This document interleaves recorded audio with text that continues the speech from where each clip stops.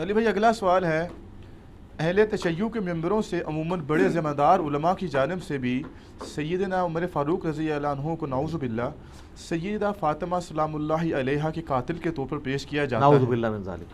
اور اس سے بھی بڑھ کر خطرناک بات یہ ہے کہ سیم اسی طرح کی گفتگو آپ کے مرشد مولانا اسحاق فیصل آبادی صاحب نے بھی فرمائی ہے۔ علی بھائی اس حوالے سے آپ کا موقف کیا ہے؟ میں موقف تو اپنا بعد میں دیتا ہوں نا، پہلے تو یہ مولانا اسحاق صاحب کے اوپر جو اہل حدیث نے جھوٹ باندھا ہے نا، اللہ تعالیٰ ان کو ہدایت دے، ان لوگوں نے مولانا اسحاق صاحب کے ساتھ 2 نمبری کی ہے، اور اس کے باوجود مولانا اسحاق صاحب نے اپنی زندگی میں ویڈیو ریکارڈ بھی کروا دی تھی، کلیریفیکیشن دی تھی کہ آپ نے میری ویڈیو آؤٹ آف کنٹیکسٹ پیش کی ہے۔ 40 اہل حدیث علماء نے مل کے ان کے اوپر گمراہی کا فتویٰ لگایا، حالانکہ مولانا اسحاق صاحب نے ریٹن میں ان کو دیا تھا کہ میری یہ بات یوں نہیں یوں تھی، وہ چونکہ اہل تشیع نے بھی آدھی ویڈیو کاٹ کے چڑھائی۔ سر آپ اپنے بابوں کی آدھی ویڈیو کاٹ کے چڑھائیں، میں کبھی بھی اس کے اوپر کلپ نہیں بناؤں گا جب تک میں پوری بات دیکھ نہ لوں۔ میرے سے ابھی تک زندگی میں ایک دفعہ غلطی ہوئی ہے، وہ چپل والے مسئلے میں نے وہ کلپ ڈیلیٹ کرا کے تو اپنی رجوع ریکارڈ کروائی ہے، وہ مجھے کسی نے بتایا تھا کلپ، اس سے نہ پہلے نہ بعد میں نے کبھی، جب تک میں خود پوری بات سن نہ لوں میں کسی کے بارے میں بات نہیں کرتا۔ آپ یوٹیوب پہ کلپ ہے، جا کے لکھیں ڈڈ حضرت عمر مرڈر فاطمہ، انگلش میں ٹائٹل ہے، لاکھوں لوگوں نے دیکھا ہے۔ مولانا اسحاق صاحب سے سامنے یعنی فون کال کے اوپر ان کا فتاویٰ آن لائن پہ ان سے کوشچن ہوا ہے کہ آپ نے جو ہے وہ ایک مجلس میں کہا کہ حضرت عمر جو ہے وہ قاتل ہیں، تو انہوں نے پہلے تو پھکی دی ہے کہ اگر میں ان کو قاتل سمجھتا ہوتا تو میں حضرت عمر ان کو کہتا اور رضی اللہ عنہ کہہ رہا ہوتا جو میرے نبی کی بچی کا قاتل ہے۔ تم لوگوں کی عقل نہیں کام کرتی کہ اگر میں اس کو قاتل سمجھتا ہوتا تو میں اس کو رضی اللہ عنہ کہہ رہا ہوتا؟ Point to be noted.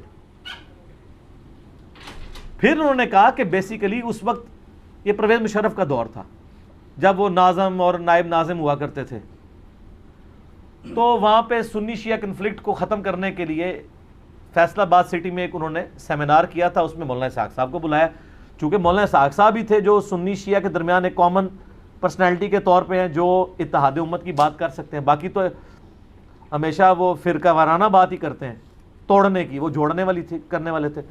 اس میں انہوں نے یہ بات کی تھی کہ جب شیعہ کو یہ بتایا گیا ہے شیعہ کے حوالے سے کہ حضرت عمر قاتل ہیں حضرت فاطمہ کے، نعوذ باللہ، تو انہوں نے گالیاں دینی ہے نا، انہوں نے یہ نہیں کہا تھا کہ میرا یہ عقیدہ ہے، اور ساتھ انہوں نے آگے جو بولا وہ انہوں نے کاٹ دیا۔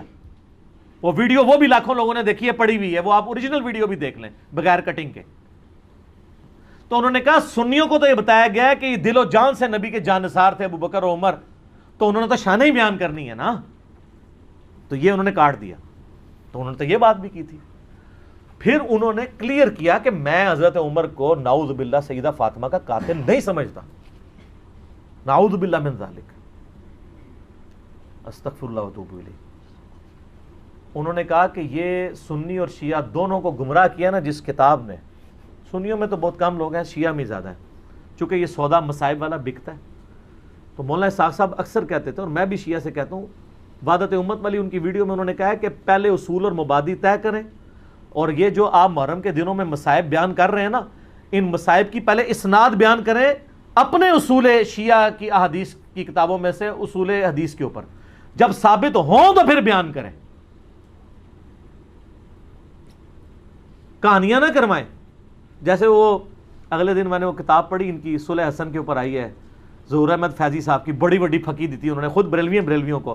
انہوں نے کہا آپ تو کہتے ہو کہ شیخ عبد القادر جیلانی اولیاء کے سردار ہیں، اور تمام اولیاء کی گردن پہ شیخ عبد القادر جیلانی کا پاؤں ہے، اور جو یہ نہ مانے کہ شیخ عبد القادر جیلانی میرے سردار ہیں اور میری گردن پہ ان کا پاؤں وہ نہ مانے، تو اس کی گردن پہ خنزیر کا پاؤں۔ تو انہوں نے کہا میں پوچھتا ہوں کہ عبد القادر جیلانی کا مرتبہ ہے یا مولا علی کا مرتبہ زیادہ ہے؟ مولا علی کا۔ تو انہوں نے کہا جو مولا علی کی بیعت نہ کرے اس کی گردن پہ کس کا پاؤں؟ کڈی وڈی پھکی دیتی۔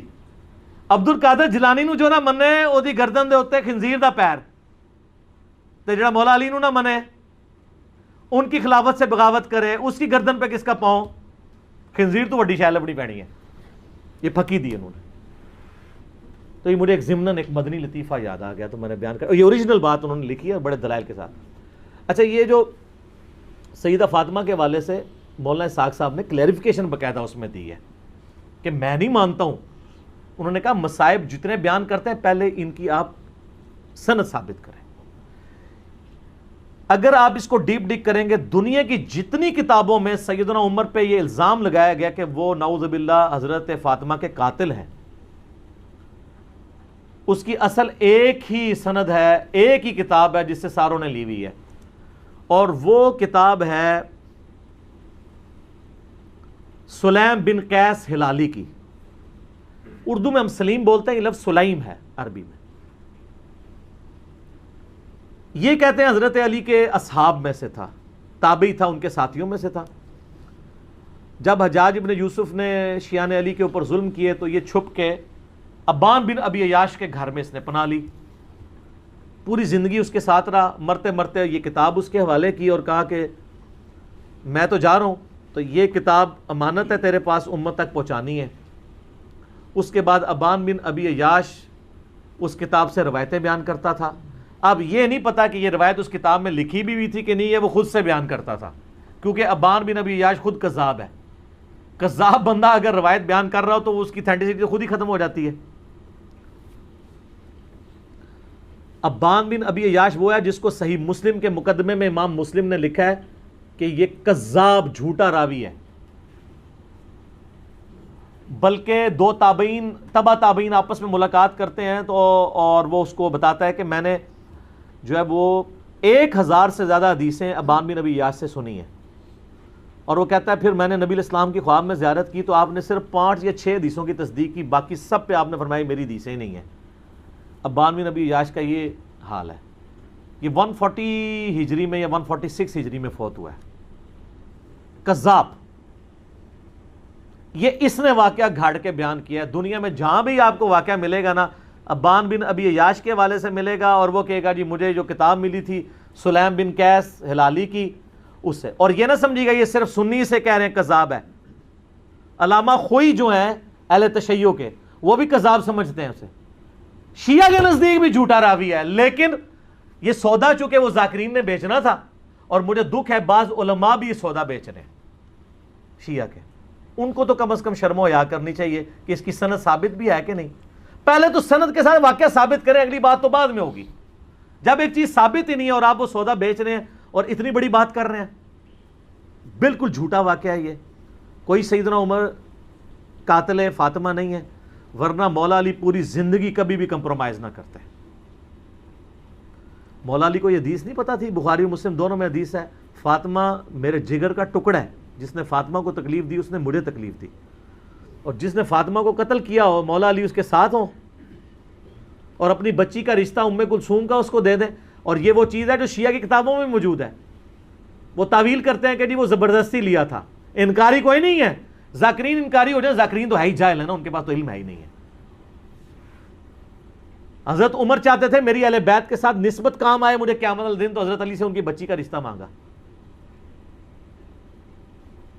تو اس طرح ہوتا. پھر حضرت علی رضی اللہ تعالیٰ عنہ چیف جسٹس کا عہدہ قبول کرتے حضرت عمر کے دور کے اندر کہ تو میرے بیوی کا قاتل ہے تو ہاں میں تیرا عہدہ قبول کرتا ہوں. اور ناج البلاغہ سے میں نے خطبہ بتایا، جنگ قادسیہ میں جانے سے روکا ہی مولا علی نے کہ عمر اگر تو مارا گیا تو پیچھے ہمارا ستیہ ناس ہو جائے گا. ان کی جان کو قیمتی سمجھتے ہوتے، اپنے بیوی کی قاتل، اور بیوی نہیں صرف جنتی عورتوں کی سردار. بخاری مسلم میں حدیث ہے میری بیٹی فاطمہ جنتی عورتوں کی سردار ہے، اور ترمذی میں آگے الفاظ ہیں حسن و حسین جنتی نوجوانوں کے سردار ہیں. تو ہم تو مولا علی کے ساتھ کھڑے ہیں بھائی علیہ السلام. وہ شیخین کے ساتھ رہے، خلفائے ثلاثہ کے ساتھ رہے. میرا یوٹیوب پہ کلپ ہے خلفائے ثلاثہ کی شان مولا علی کی زبانی نہج البلاغہ سے، سنی کتابوں سے نہیں، شیعہ کی نہج البلاغہ سے. لاکھوں لوگوں نے دیکھا ہے، HD کیمرے میں نے سارے خطبات دکھائے ہیں. یہ بالکل جھوٹ ہے کہ وہ نعوذ باللہ سیدہ فاطمہ کے قاتل تھے، اور کہتے ہیں دروازہ پھینک دیا. اللہ کے بندو دروازے تو اس ٹائم ویسے ہی کوئی نہیں تھے. ہاں میں قرآن سے ثابت کرتا ہوں. قرآن میں آیا جب کسی کے گھر جاؤ تو اجازت لو. اعلیٰ ہونا چاہیے تھا دروازہ کھٹکھٹاؤ، کیونکہ اگلے زمانوں میں ابھی بھی گاؤں ایریا میں آپ چلے جائیں تو صرف پردے لٹکے ہوتے ہیں، باہر سے صرف آواز لگاتے ہیں میں اندر آ سکتا ہوں، عورتیں پردہ کر لیں چلے جاتے. اسی لیے تو مسلم شریف میں حدیث آتی ہے نا کہ نبی علیہ السلام کی چارپائی کے نیچے وہ ایک کتے کا پلہ چلا گیا تھا تو حضرت جبرائیل اندر ہی نہیں آئے تھے. اوریجنل سگے مدینہ، اصلی مدینے دا کتا ٹر گیا سی تے جبرائیل نہیں سنائے. پھر اس کو نکالا تو پھر وہ جبرائیل علیہ السلام آئے، ان کا ہم کتے والے گھر میں نہیں جا سکتے. سگے مدینہ والا بھی میرا کلپ دیکھ لیں. تو وہ سگے مدینہ کیسے پہنچ گیا اندر؟ صرف پردہ ہوتا تھا. آج بھی آپ اپنا دروازہ ختم کریں، پردہ لگائیں، بلیاں، کتے، یہ سارا کچھ آنا شروع ہو جائیں گے گھر، کیونکہ وہ کچن کے اندر پہنچیں گے. چوہے چونکہ ان کو وہ چھوٹی سی جگہ سے بھی نکل جاتے ہیں، اس لیے ان کو اجازت لینے کی ضرورت نہیں پڑتی. چوہے تو ماشاءاللہ آپ کے گھروں میں ہوں گے ہی، آپ کو پتہ ہی ہوگا، بھگترے ہوتے ہیں سارے. چوہے تو پینٹاگون کے اندر اتنے ہیں، آپ پتہ ہے ان کو بھی آئے دن وہ سیلنگ اتار کے تو سپرے کرنے پڑتے ہیں. چوہے تو سر امریکہ میں نہیں جیت سکتا، ایڈی وڈی شے ہے چوہا. تو دروازہ کو نہیں گرایا، وہ پردے ہی ہوتے تھے، دروازہ وغیرہ کو نہیں گرایا. یہ بالکل جعلی بات ہے، جھوٹی بات ہے، اور یہ فٹ ان نہیں بیٹھتی ہے.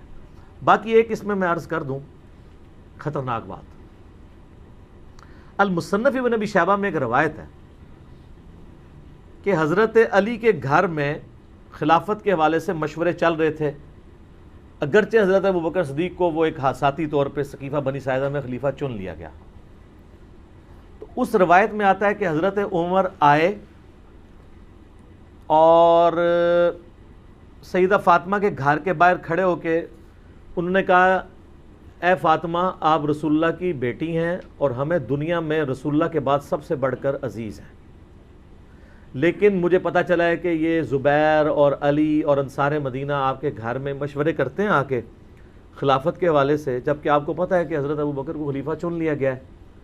آپ لوگوں نے بیعت نہیں کی ہے، وہ آپ کا اپنا حق ہے، لیکن اس کی وجہ سے مسلمانوں کی اگر آپ جمعیت کو توڑیں گے تو میں آپ کو وارن کرنے آیا ہوں کہ آئندہ مجھے اگر ایسی اطلاع ملی تو میں آپ کے گھر کو آگ لگا دوں گا.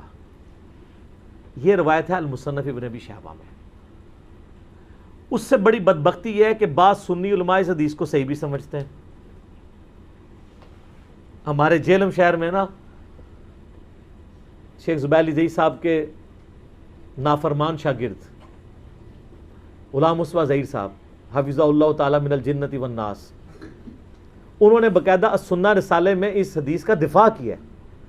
اور ان کا اگر کوئی اس حدیث پہ یہ کہے گا نا کہ اس حدیث سے تو حضرت عمر کے بارے میں یہ مسئلہ کھڑا ہو رہا ہے، اور بخاری و مسلم حدیث ہے جس نے فاطمہ کا دل دکھایا اس نے میرا دل دکھایا، اور قرآن کی آیت ہے کہ جو اللہ اس کے رسول کو اذیت دیتے ہیں ان الذین یؤذون اللہ ورسولہ لعنہم اللہ فی الدنیا والآخرہ، دنیا اور آخرت کی زندگی میں اللہ کی لعنت ہے ان پہ، ان کے لیے عذاب تیار کر رکھا ہے. تو وہ کہتے ہیں میں ان کو یہ جواب دوں گا کہ اس سے تو حضرت فاطمہ کی فضیلت ثابت ہو رہی ہے کہ دیکھیں اس میں حضرت عمر کہتے ہیں کہ آپ ہمیں رسول اللہ کے بعد سب سے بڑھ کر عزیز ہیں. تو حضرت فاطمہ کتنی محبت کرتے تھے حضرت فاطمہ کے ساتھ حضرت عمر. ان کو وہ پہلا حصہ نظر آیا، اگلا نظر ہی نہیں آیا کہ انہوں نے کہا میں آگ لا دیں گا تیرے. نعوذ باللہ من ذالک، یہ کسی کی جرت نہیں ایسی بات کر جائے. تو میں نے اس کے خلاف آواز بلند کی کہ میں اس روایت کو صحیح نہیں مانتا. اور وہ کیسے؟ مولانا اسحاق صاحب ان دنوں زندہ تھے، میں نے ان سے یہ چیز خود ڈسکس کی تھی. ان کا بیٹا یہ روایت ہی جعلی ہے. میں نے کہا کیوں؟ وہ کہنے لگے اس میں جو راوی ہے نا حضرت عمر کا غلام زید بن اسلم، اور اسلم جو ہے وہ حضرت عمر کا غلام تھا. حضرت عمر کا غلام اسلم اس وقت حضرت عمر کی غلامی میں نہیں آیا تھا جس زمانے کا یہ واقعہ رپورٹ کر رہا ہے. وہ تو حضرت عمر کے دور خلافت میں ان کے پاس آیا، اور یہ واقعہ تو حضرت بکر کا ہے. تو یہ اس نے سند بیان نہیں کی ہے. پھر میں نے شیخ زبیر علی زئی صاحب سے بھی ڈسکس کیا. انہوں نے کہا یار میں اس حدیث کو پہلے تو صحیح سمجھتا تھا، لیکن مجھے فیصل آباد سے بابا جی نے کال کی. کون؟ مولانا اسحاق صاحب. مولانا اسحاق صاحب جو ہے شیخ زبیر علی زئی صاحب کے بھی استاد ہیں ان معنوں میں. تو مجھے انہوں نے کہا شیخ صاحب بات یہ ہے کہ یہ روایت کو اگر آپ صحیح مانیں گے تو حضرت عمر کو کیسے بچائیں گے؟ یہ تو سند ہی پوری نہیں ہے اس کی، کیونکہ جو راوی بیان کر رہا ہے اس نے وہ زمانہ نہیں پایا. اگر وہ صحابی ہوتا تو ہم اس کی روایت قبول کر لیتے کہ کسی اور صحابی سے سنا ہوگا. تابعی کی روایت چھوٹی بھی نہیں قبول ہوتی. تو حضرت عمر کے بارے میں جو روایت ہے اس کو پھر شیخ زبیر صاحب کہتے ہیں کہ میں بھی اب اس کو صحیح نہیں مانتا. مولانا اسحاق صاحب کا موقف مضبوط ہے، لیکن جو ان کا شاگرد ہے زبیر علی زئی صاحب کا غلام مصطفیٰ ظہیر صاحب، تو ان کو میں نے جب کہا میں نہیں اس کو مانتا، تو انہوں نے آگے سے دیکھیں کیا دھمکی لگائی. وہ کہتے ہیں کہ جی تم یہ کہو کہ اگر یہ روایت صحیح ہو تو تمہاری بیوی کو ایک مجلس میں 3 طلاقیں، کیونکہ غلام مصطفیٰ ظہیر صاحب کے نزدیک بھی ایک مجلس میں 3 طلاقیں اسٹیبلش ہو جاتی ہیں تینوں، اور رجوع نہیں ہو سکتا، اور زبیر لیزئی صاحب کے نزدیک بھی اور میرے نزدیک بھی. تو یہ ان کا تقیہ کلام ہے کہ چلو اس کی بیوی فارغ کرو. تو میں نے ان کو پتا کہ میں نے پھکی والا جواب دیا، میں نے کہا اگر یہ روایت صحیح ہو تو مسلک اہل حدیث کو 3 طلاقیں، جس مسلک میں حضرت عمر کی ایسی توہین بیان ہو، کیسی وڈی پھکی دی تھی. میں کہا میری بیوی نو نہیں تو آڈے فرقے نو 3 طلاقاں، جس فرقے میں یہ روایت صحیح ہو. یا سنہ رسالے میں دفاع کیا ہوا انہوں نے اس روایت کا. ہمارے نزدیک یہ روایت بالکل جعلی ہے، اور یہ نعوذ باللہ من ذالک انتہائی گستاخی ہے، چاہے کسی نے بھی کیا کہ حضرت فاطمہ کو جا کے کوئی دھمکی لگائے اس طریقے سے. تو دھمکی تک تو مصنف ابن ابی شیبہ سے چلیں، وہ لولے لنگڑے محدثین کا سہارا لے کے جو آج کے دور کے جو صحیح کہتے ہیں. امام ابن ابی شیبہ نے تو تحقیم نہیں کی ہوئی ہے، وہ معاملہ چلا لیتے ہیں، لیکن اگلا جو واقعہ وہ تو کہیں بھی نہیں لکھا ہوا. وہ کہتے ہیں جی جب دھمکی دی تھی تو پھر لگا بھی دیتی ہوئے گی تو مار بھی دیتا ہوئے گا. وہ آگے پھر اس کے آگے سٹوری جوڑ لیتے ہیں. میں نے بتایا نا ہمارے ملک میں اگر کسی کی فضیلت میں 10 ہے نا تو ایک بندہ آ کے 10 اور لگاتا ہے، دوسرا 10 اور، وہ لاکھ تک پہنچا دیتا ہے. تو وہ غلوب ہوتا چلا جاتا ہے. تو یہ روایت جو ہے نا جی بالکل اصول محدثین کے اوپر باطل ہے، اور ہم اس روایت کو نہیں مانتے. باقی رہ گیا باغ فدق والا مسئلہ، اس کے اوپر بھی میں نے مختصر گفتگو کی تھی کہ یہ مینیجریل ایشو تھا. اس کو اگر آپ اس حوالے سے ویسے لیں گے تو میرے بھائی پھر مسئلہ جو ہے وہ ابو بکر عمر کا نہیں ہے، مسئلہ پھر مولا علی کا بھی بن جائے گا، چاہے وہ امت کے مفاد میں بھی ہو. لیکن مسئلہ بہت بڑا ہے نا، کیونکہ آپ علیہ السلام فرما رہے ہیں جس نے فاطمہ کو تکلیف دی اس نے مجھے تکلیف دی. رسول اللہ کو تکلیف دینے کا معاملہ کہاں تک جاتا ہے؟ چلے الٹیمیٹلی آپ کی بات مان لی کہ انہوں نے امت کے مفاد میں کیا، تو آپ کو امت کا مفاد عزیز نہیں ہے کہ آپ بکواس کرنے بند کر دیں، قیامت کے دن کے لیے چھوڑ دیں. جب مولا علی خاموش ہو گئے اس مسئلے میں تو آپ کیوں اپنی زبانوں سے اس طرح کی باتیں کرتے ہیں؟ اور یہ بات یاد رکھیے گا کہ یہ بات ٹھیک ہے کہ حضرت ابوبکر کی جو خلافت ہے نا جس طریقے سے قائم ہوئی ہے نا وہ کیٹاسٹرافک کنڈیشن میں ہوئی ہے. اور میں اپنی طرف سے بات نہیں کر رہا، میں نے یہ کربلا والے ریسرچ پیپر میں یہ ساری حدیثیں ڈالی ہیں. یہ میں ذرا اس کا تعارف بھی کرا دوں میرے بھائیو. یہ میں نے ایک ریسرچ پیپر لکھا ہے، واقعہ کربلا کا حقیقی پس منظر 72 صحیح الاسناد احادیث کی روشنی میں. 72 کا ٹائٹل تو شہدائے کربلا کی نسبت سے ہے، احادیث اس میں 200 سے زیادہ ہیں، جس میں میں خلفائے راشدین سے شروع ہوں، سیدنا عمر کی شہادت سے شہادت حسین تک. حقیقی خلفائے راشدین کون ہیں؟ شہادت عثمان کے اصلی اسباب، جنگ جمل، صفین، نہروان، حضرت معاویہ کا دور ملوکیت، صلح حسن، اس کے بعد یزید کی ولی عہدی، اور الٹیمیٹلی حضرت حسین ابن علی کی مظلومانہ شہادت رضی اللہ عنہما وعلیہم السلام. اس کی سافٹ کاپی آپ ہماری ویب سائٹ ahlsunnatpak.com سے فری ڈاؤن لوڈ کریں. 5B ریسرچ پیپر ہے، ہارڈ کاپی فری، اور اس کے ساتھ باقی ریسرچ پیپرز ہیں ٹوٹل 9. 3 اذکار کارڈ ہیں، وہ آپ منگوا سکتے ہیں. صبح 9 سے مغرب تک ہماری اکیڈمی کا نمبر کھلا ہوتا ہے، +92 کے کوڈ کے ساتھ 3215900162، اور پاکستان سے کریں گے تو 032159000162. کال کریں، اپنا ایڈریس ٹیکسٹ میسج کریں، فری کاپی آپ کے گھر آ جائے گی. ایک کاپی تو ہم سب کو فری دیتے ہیں. تو اس میں نے یہ ساری حدیث بیان کی ہیں. اس میں حضرت عمر کا فتویٰ ہے، انٹرنیشنل نمبر کے مطابق صحیح بخاری میں ہے 6830. یہ بڑی ڈیٹیلڈ حدیث ہے بالکل. صحیح بخاری میں آتا ہے، عبداللہ ابن عباس کہتے ہیں کہ میں منا میں تھا، عبد الرحمن بن عوف اور امیر المومنین عمر ابن خطاب بیٹھے تھے، حضرت عمر کا دور تھا. تو کسی نے آ کے شکایت کی کہ لوگ تو بار چیما گوئے کر رہے ہیں کہ جب عمر مر جائے گا تو ہم فلاں شخص کو اپنا خلیفہ چن لیں گے. تو حضرت عمر کو غصہ آیا، انہوں نے کہا کہ ان کی جرت کہ مومنین کے مشورے کے بغیر خلیفہ چن لیں گے، مسلمانوں کے مشورے کے بغیر، میں یہیں پہ خطبہ دوں گا.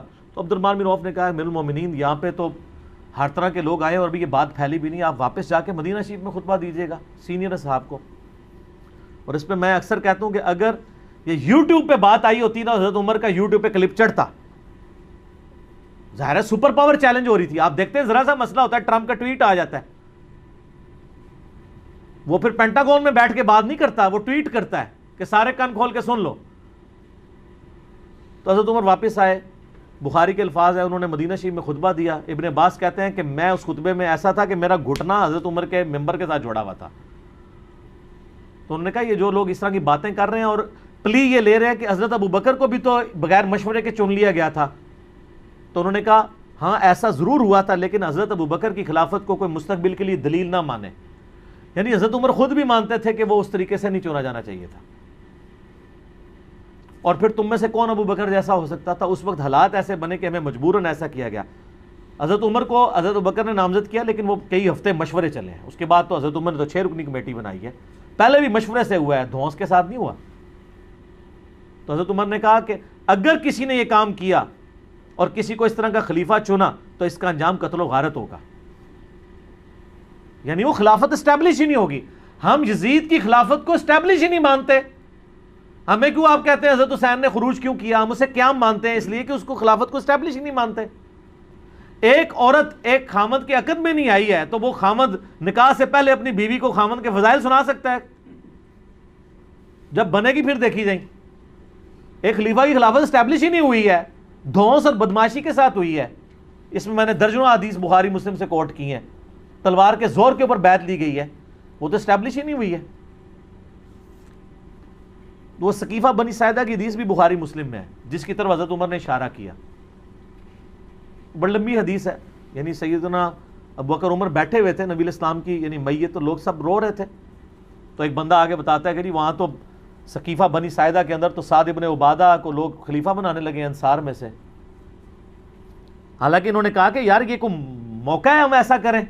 انہوں نے کہا پھر بعد میں پچھتاؤ گے، اگر بیعت ہوگی تو لڑائی شروع ہو جائے گی. تو مجبوراً یہ میت سے اٹھ کے گئے اور یہ کہتے ہیں جنازہ نہیں پڑھے. جنازے پڑھے ہیں یار، جنازہ تو 3 دن تک ہوتا رہا. خلافت تو پہلے دن اسٹیبلش ہو گئی تھی. ایویں جھوٹ بولتے ہیں. لاکھوں لوگوں نے جنازہ پڑھا ہے نبی علیہ السلام کا. سوموار کی صبح وفات ہوئی ہے، بخاری مسلم میں آتا ہے. سوموار پورا دن، سوموار کے بعد پوری رات، پھر منگل پورا دن، منگل کی رات، بدھ پورا دن، بدھ کی رات کو دفن کیا گیا. وفات النبی کے اوپر لاکھوں لوگوں نے میری ویڈیو دیکھی. آپ وفات النبی اور نبی علیہ السلام صلی اللہ علیہ وسلم کا نام لکھ کے میرا نام لکھیں تو وہ کھل جائے گا.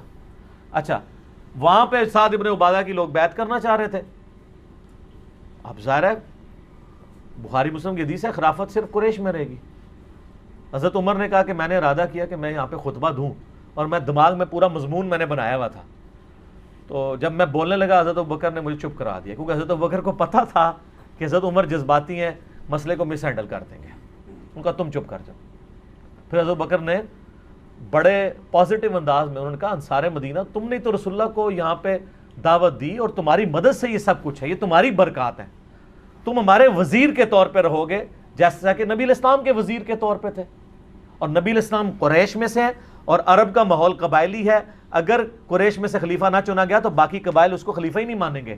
اور نبی علیہ السلام نے فرمایا بھی تھا کہ خلافت قریش میں رہے گی.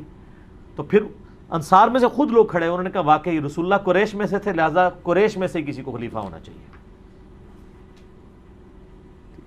پھر حضرت ابوبکر نے کہا یہ کھڑے ہیں امین الامت ابو عبیدہ ابن جرح اور حضرت عمر، ان دونوں میں سے کسی کو اپنا خلیفہ چن لو. تو دونوں نے کہا معاذ اللہ کہ ہم ابو بکر کی موجودگی میں. حضرت عمر کے تو الفاظ ہیں میرے تلوار سے 2 ٹکڑے کر دیے جاتے تو یہ مجھے گوارا تھا، مجھے یہ گوارا نہیں تھا کسی ایسی مجلس میں جہاں ابو بکر موجود ہوں، لوگ میری بیعت کریں. تو فوراً ابو بکر کا ہاتھ پکڑا اور کہا کہ آپ کو اللہ کے نبی نے اپنے مسلح پہ کھڑا کیا، آپ یار غار ہیں، آپ کی موجودگی میں ہم یہ کام نہیں کریں گے. بہر سعد ابن عبادہ نے پھر بھی بیعت نہیں کی، ان کے ساتھیوں نے کر لی. تو یعنی خزرج نے، اوس کے سردار تھے سعد ابن معاذ، وہ تو خندق میں شہید ہو گئے تھے، یہ خزرج کے سردار تھے. بعد میں حضرت عمر کی بھی بیعت انہوں نے کی، لیکن کسی نے ان کو قتل نہیں کروایا. یہ تو بعد میں دھونس زبردستیاں شروع ہو گئیں.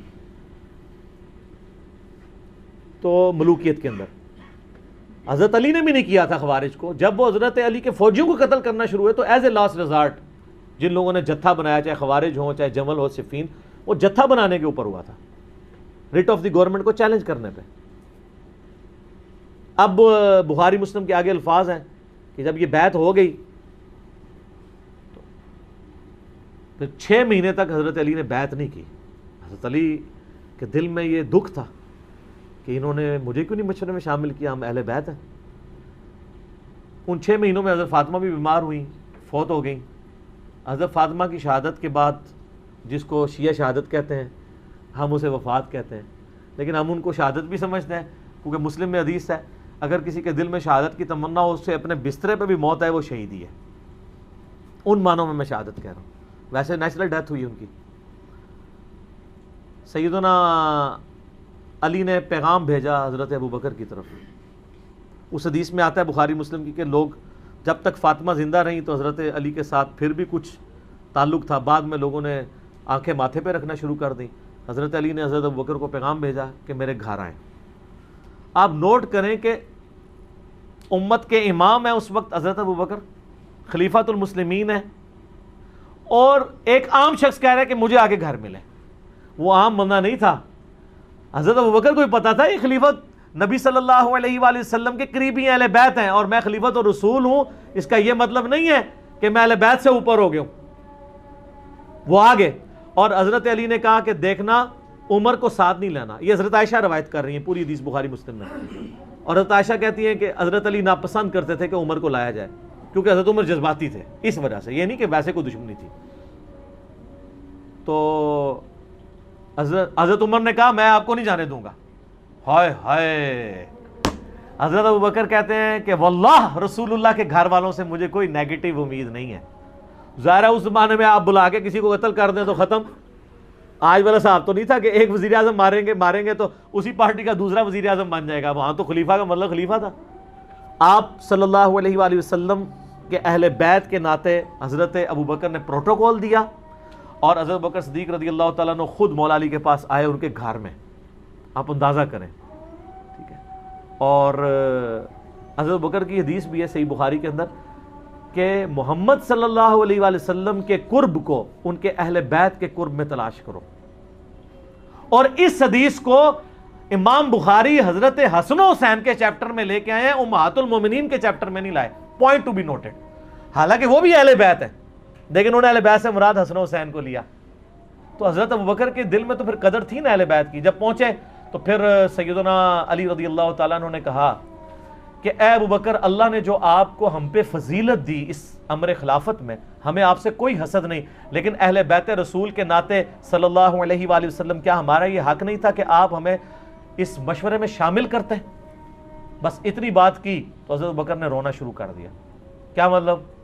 مان لیا کہ مسئلہ مس ہینڈل ہوا ہے، اگرچہ بد نیتی سے نہیں ہوا، وہ خزرج کی وجہ سے مس ہینڈل ہوا سقیفہ بنی ساعدہ میں۔ وہ جب رونا شروع کیا تو حضرت علی نے کہا بس۔ پھر حضرت بکر نے کہا اللہ کی قسم مجھے رسول اللہ کے گھر والے اپنوں سے بڑھ کے عزیز ہیں۔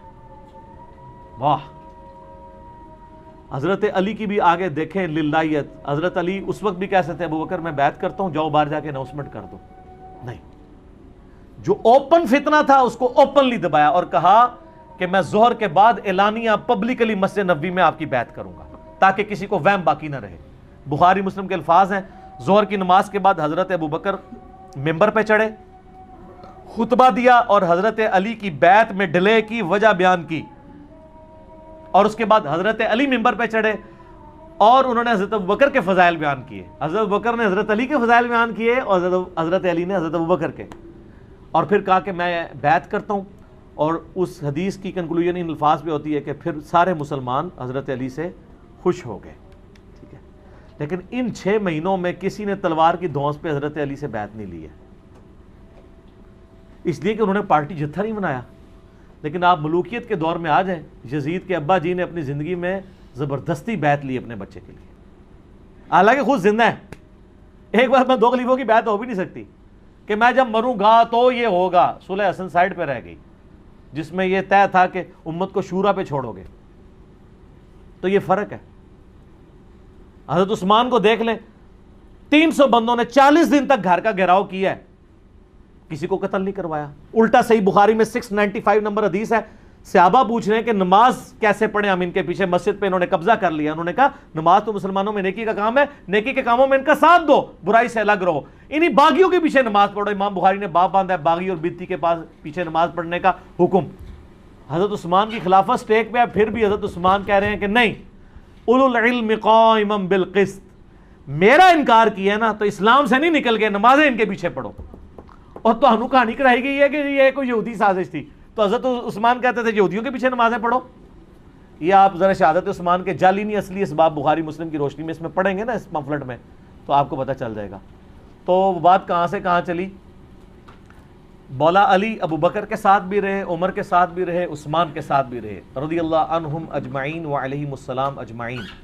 لہٰذا اگر یہ سیدنا عمر قاتل فاطمہ ہوتے نعوذ باللہ من ذالک تو ایسا معاملہ نہ ہوتا. جھوٹ نہ بولا جائے، مصائب کو چسکا لے کے بیان کرنا بغیر سند کے اور اس میں بالکل علم کی پرواہ نہ کرنا اور جذبات کے ساتھ کھیلنا لوگوں کے، یہ بالکل علمی ظلم ہے. باقی میں نے حدیث قرطاس جو ہے وہ کاغذ قلم والی حدیث، وہ کہتے ہیں نا جی وہ نبی الاسلام کو آخری وقت میں وصیت نہیں لکھنے دی، اس کے اوپر 3 گھنٹے کا لیکچر دیا ہے. مسئلہ نمبر 55B وصی رسول کون ہے اور حدیث قرطاس کا تحقیقی جائزہ. میں نے ثابت کیا ہے کہ نبی علیہ السلام کا وصی قرآن ہے اور پولیٹیکل سکسیسر نبی علیہ السلام کی وصیت سے نہیں بلکہ صحابہ کی اجماع امت سے حضرت ابو بکر ہے. وصی کوئی بھی نہیں ہے. اس لیے ہم وصی رسول نہیں کہتے حضرت ابو بکر کو، خلیفۃ الرسول کہتے ہیں. وصی کوئی نہیں، وصی قرآن ہے. ٹھیک ہو گیا جی.